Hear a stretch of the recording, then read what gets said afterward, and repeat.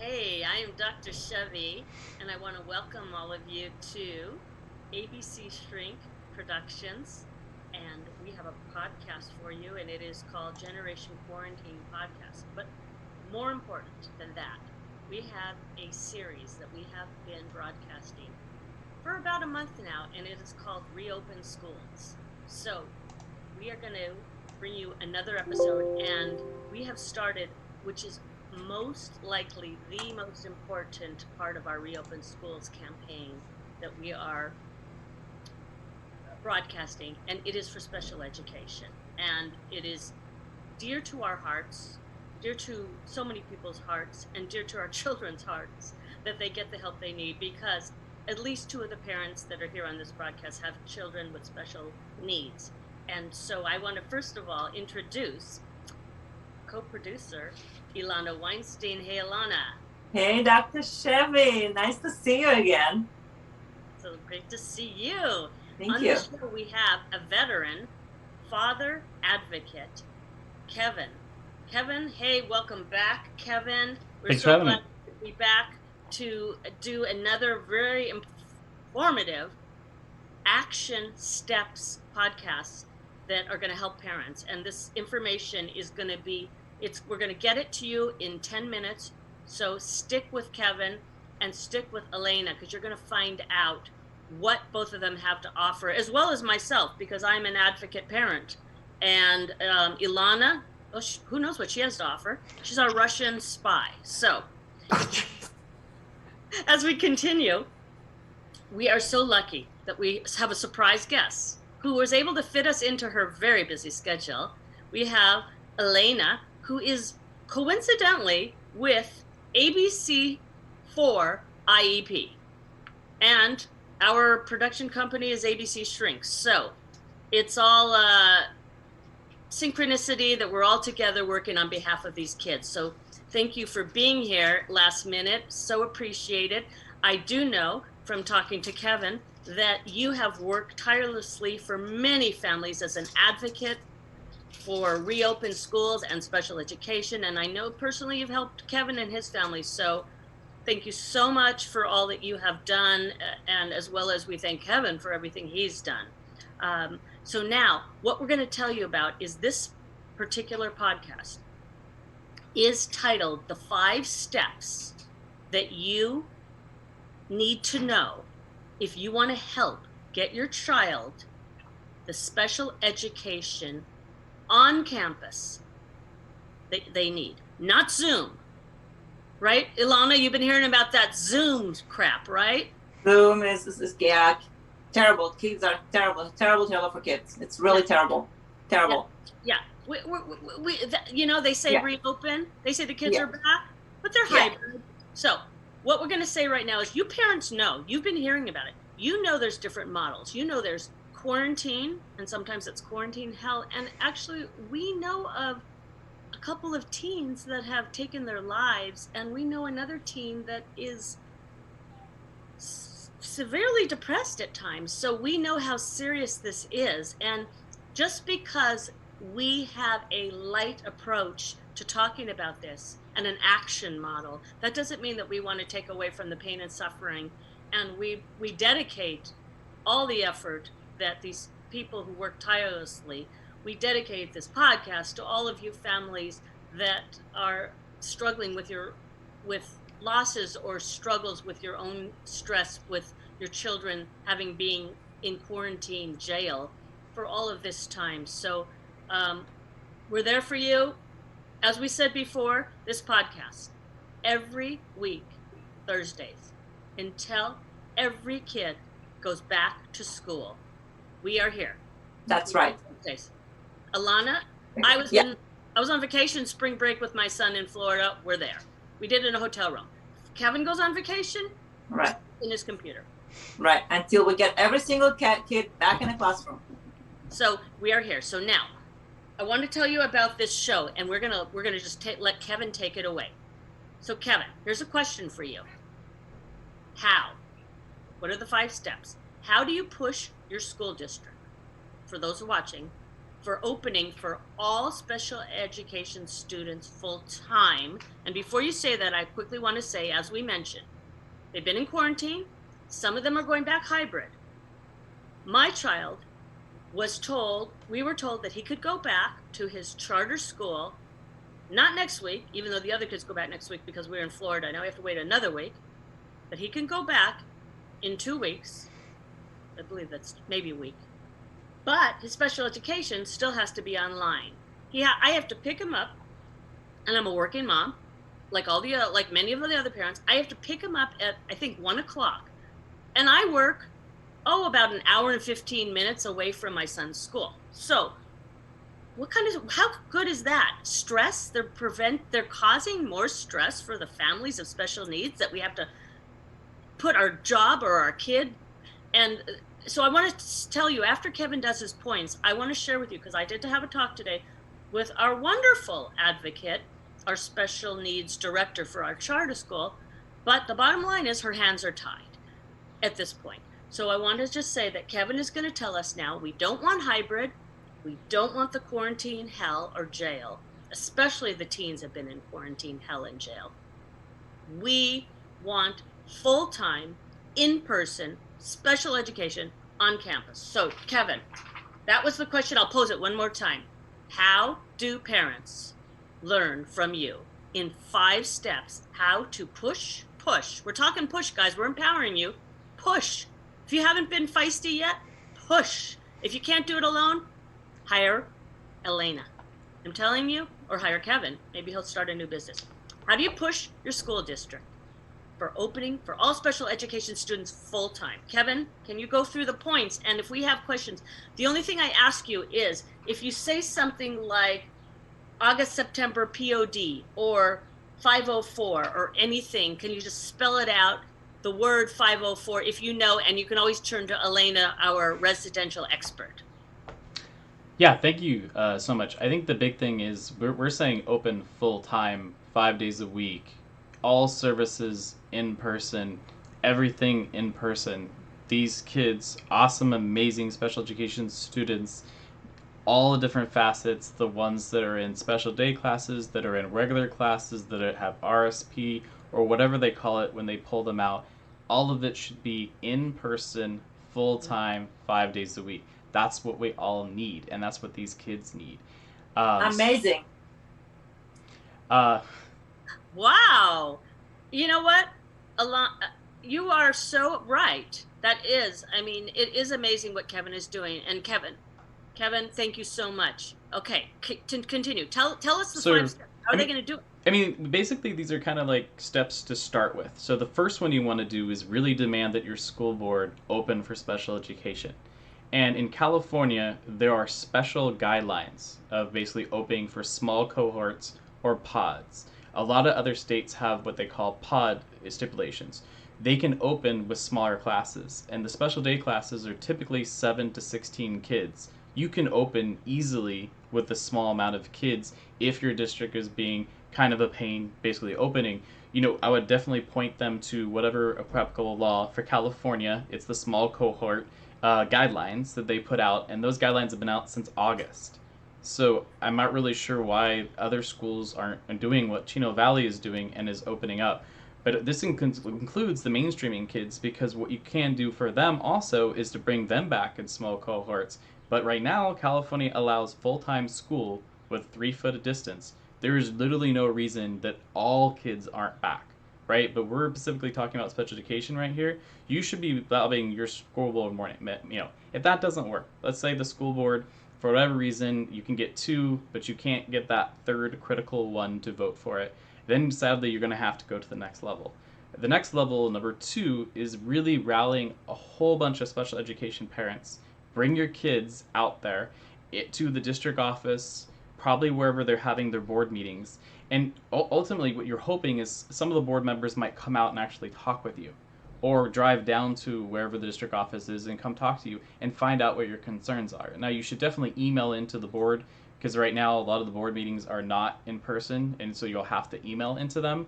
But ultimately, you want to get everybody. But you also want everybody to have a cohesive voice and plan. What are you asking for? You're asking for a full-time school for all of these kids, all the services, and all of the things. Now, Okay. if that doesn't work, then Okay, your next before level. you go on, Sure, we did step 1 and step 2. I want to add this to step 2. sure. Many parents don't know other parents, and they don't even know how to get the other parents. And I have to say, I'm one of those parents, and I was isolated also, busy working and doing our Generation Quarantine podcast. I didn't know other parents or how to contact them because everyone was accepting the status quo. So what I want to say now to y'all that are watching this is we have connection links to different reopen organizations in your area. So please just message us on this comment area, and we will happily get a hold of you and let you know how you can find other parents that are active, and then you can just pool your resources together, and that's going to be the next step besides the IEP. So Kevin, continue on step 3. So I think to add on to that, the best thing to do is look for Facebook groups that are in your area and start putting little posts up there, right? So like in our area, there's like a Chino community one, and there's a Chino Hills community one. I go on there and I post that, hey, any special education parents want to really push for schools to be open. There's also dedicated ones for Autism Society or for whatever different disabilities and stuff like that. There's specific groups for that, like dad groups, mom groups, all that kind of stuff. Literally just post in every single one of them that say that you're wanting to get a bunch of parents together to really get the kids back into school. So just post everywhere. Put in there. It'll be through your Facebook Messenger. Tell them to message you. Create your own group. Create your own Facebook group. It literally takes 5 minutes to create your own Facebook group. I've literally created 30, I think, in the last year for different groups to help them out, and then just gave them admin, privileges, and then they took over. But just really, you need to get the parents together. Number 3 is really when you're going to start going and focusing more on your own child, and this is where advocates can really help you tons. I cannot stress enough that paying for an advocate, yes, it's some money, and not every parent has that money. So you have an option of basically getting your own advocate, or if you have a regional center rep, a lot of times the regional center reps can actually be those advocates for cheap or free. And then they actually have advocates in the regional centers, depending on which regional center you're part of. You have that option too, but anybody can be an advocate, right? I just like to use my advocate because she's amazing and awesome, and she's here with us today because she has such a vast amount of experience, and I literally ask her a question, and within 5 minutes she knows the answer because she's been in 1,000 IEPs, and there's Right. no way I can replace that knowledge, right? She's been in 1,000 different IEPs with totally different kids, totally different school districts, totally different parents, totally different teachers. She's seen a lot more. There's no way I can replace that experience, right? And so advocates have all that amazing experience. So what you really want to do, what I've learned from Elena, right, is you want to identify your child's needs. Like, what are the goals that are not being met?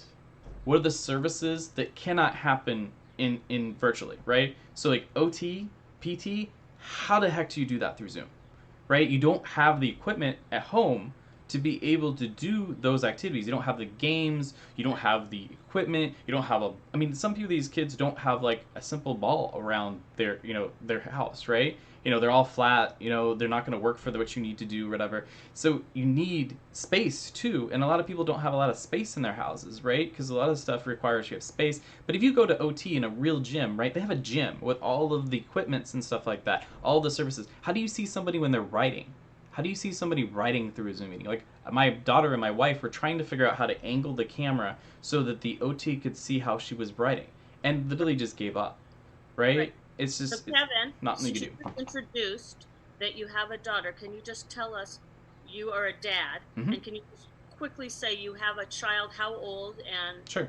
So my daughter is 11 years old. She's in 6th grade. She has autism and development coordination disorder. And during the pandemic, before she went back to full-time school, she was very much struggling. And so we had to have my wife full-time next to her, or we were able to use our home ABA therapist, or actually had a family friend who was a retired special education teacher.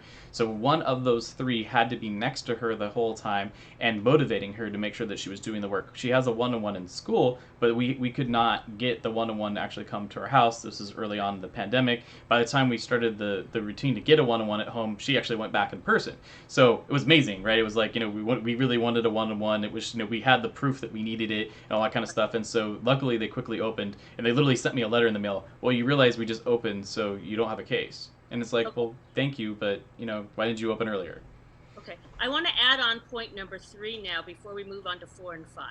The last sentence, and this is all going to be posted in the comments section of this podcast, so you can all see his points. He's giving it away. This is like nothing. He's an advocate. It'll be there for you. But I want to say this one real quick. Today, I had to do point number 3. I have a 13-year-old son, special needs, ADD, and very impulsive. He's a 13-year-old boy. Many 13-year-old boys are impulsive and ADD. I said to today when we had our morning meeting with me and the IEP counselor director for the charter, and I took Kevin's advice and I said, I need an emergency IEP meeting. And quickly, I just went right to that point. I said the keywords. Those are the keywords, everybody. I need an emergency IEP meeting for my child. Okay? Put it in writing. Email it, not text. Email. You have to have a copy of it. Make sure that you asked for it. You know the date. Maybe print it. Keep the date of when you asked. So, Kevin, let's go to points 4 and 5. Sure. Thank you for really addressing that last one. And I mean, the big thing is you really, as a parent, you can call an IEP meeting at any time, right? You can, grab your favorite advocate, of course, and have that meeting with them also. And you should really know what you want to talk about when you go to that meeting too, right? You should really have your goals, not just my kid's having problems. You need to know what you want to address in those meetings. An advocate really helps with you figuring out what you want to add. So number 4 is hire that advocate, right? Hire that advocate, right? Find through parents or hire Elena. Basically, you find that advocate that you trust, talk to them ahead of time, and hire them. And what they do is they give you so much knowledge of what things that are available. Because the big thing you don't know as a parent, or I didn't know as a parent, is what the heck am I supposed to ask for? I know my kid's struggling, but what do I ask for? Do I ask for this assessment? Do I ask for that assessment? What's the right thing to ask? This last meeting, I was asking for an individualized, basically plan to make her more independent. So I called it an independence plan. Well, that's not what it's called, right? But it's just one of those things where us parents, we don't know. So an advocate lends all of that lens to it or whatever. And I think we'll definitely let Elena talk in a little bit to talk about what things she's seen, what things have worked for her. Number 5 is the last one that we ever want to get to. But sadly, the only reason California schools are open at all and sports is open as all is because we've hired lawyers. And we've hired lawyers as group and put together bigger lawsuits with several parents. And that's basically how California got open for schools and how California opened for youth sports was lawsuits. And this lawyer, and one of the law firms that Kevin is talking about, his name is Scott, and Kevin probably knows the name of the law firm. They haven't taken a dime yet. And we hope to raise money for these attorneys. So when we say hire an advocate, we also mean grab an advocate. Sometimes you don't have the money for an attorney, and Kevin is going to talk a little bit more about that, and he's going to tell us a little bit more about Scott's law firm. If you know the name, right? I don't know the name off the top of my head, but there's a parent association which is gathering donations for the lawsuits that have already happened, and they're furthering those lawsuits to try to make sure that all of California can truly open. Their focus was in San Diego with both lawsuits, but they're trying to help all school districts in California, and eventually they really help everybody. And so they're really focused on that right now, and if you can donate, that'd be great. And the big thing is special education gets to open if regular schools, kids get to go back to school, right? The same thing happened with sports, right? Once they went back to school, then they were allowed to do sports. So, one follows the other. The big thing for Chino Valley was that once we got special education open, it opened everybody's eyes to, oh, wow, the schools are safe. Oh, wow, they can do this, right? And people sadly think special education kids can't follow mass, rules and can't follow the rules and stuff like that. But to be honest, I was surprised. My daughter had no problem wearing the mask all day at school. I thought it was going to be a big giant fight. I thought it was going to be horrible. I really thought it. And I'm not saying there's not mask waivers. So there's kids that just can't wear masks for whatever reason, and they should definitely look in mask waivers if they need to. But I was surprised. My daughter wore it all day. They haven't had an issue with her wearing the mask or whatever. You know, she's kind of quiet with the mask on, of course. But in general, you know, she's able to communicate her wants, her needs, answer the questions and stuff like that. So it can be done. So we kind of proved it, you know, that basically it could be done safely. You know, there wasn't a crazy spread or any of that kind of stuff. They were able to do the services in person. There wasn't a crazy spread there. And this was actually before the teachers were vaccinated too, right? Now we have most of the teachers vaccinated, but we started back in November. There was no vaccination in November, right?